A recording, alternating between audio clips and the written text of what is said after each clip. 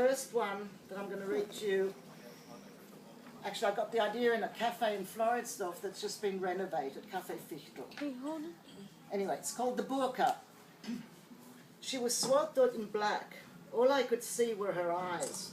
She asked if she could have my used tea bag. I nodded and gestured that she might sit down. She said she could wait. Asked, could she wait? I nodded again and sipped my tea. We were alone in the old cafe, alone except for the elderly waiter who now approached us. Just water, she said. Plain. Plain she was not. At least not those eyes. Why do you want my tea bag? I asked. I'm an artist, she said. I recycle.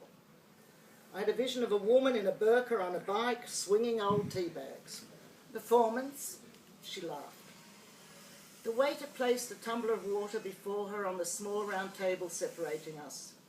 She took hold of the glass and lifted her veil. She drank and placed the glass 1/3 empty or 2/3 full back on the table.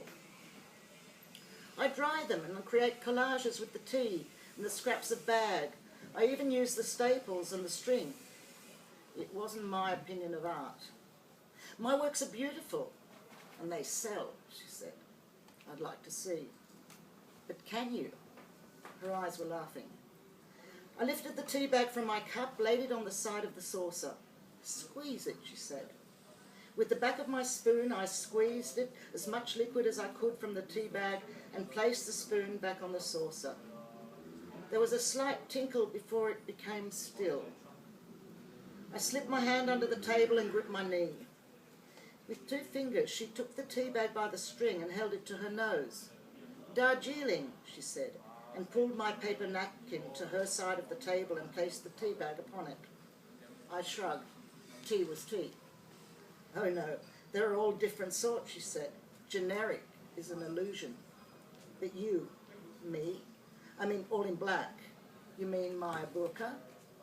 Yes. I had been avoiding any mention of the black garment. I was open-minded. I had nothing against burqas, if that was the way these women wanted to dress. It did draw attention to their eyes. She did have lovely eyes. In a way, it was a change from the exposed breasts and tight pants, short skirts and teetering heels that had become daily fare on my way to the office at the ministry.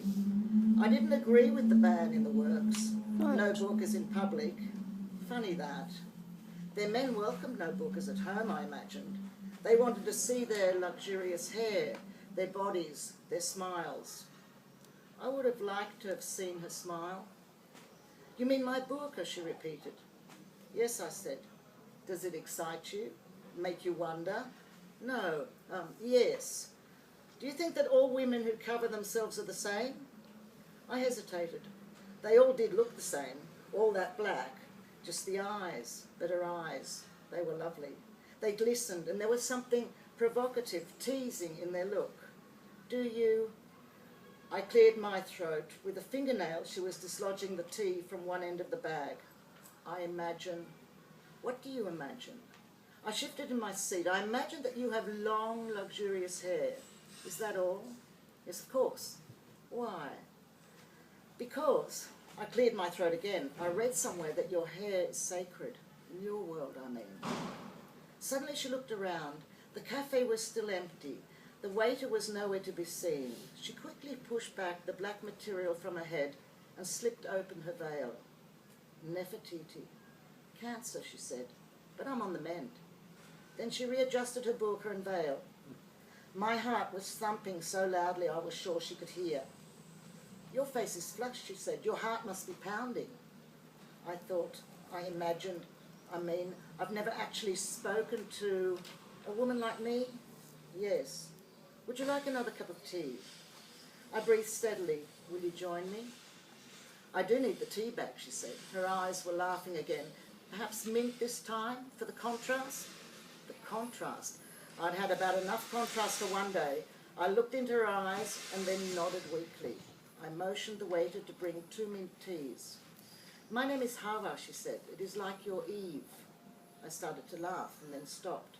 What is so funny? Nothing, I said, as the scent of mint wafted to our table. We squeezed our tea bags and I passed mine, now steadily, towards her saucer and gently laid it down. My name is Adam. Generic is an illusion, I thought. It really is, she said. I stared at her. I see you can see now, she said. Then she slipped a business card from the folds of her burka and pushed it across the table to me. My exhibition will be next month. This is the gallery. I'd love to see you there. I'd love to see you, I thought, as I took the card and put it in my wallet. There'll be refreshments, she said. The only tea bags will be in my art. Then she placed a small metal box on the table and slipped the 3 tea bags inside it, nodded at me, rose and left. I watched her black silhouette leave the cafe, watched her disappear. Then I brought my cup of mint tea close to my nose and breathed in deeply.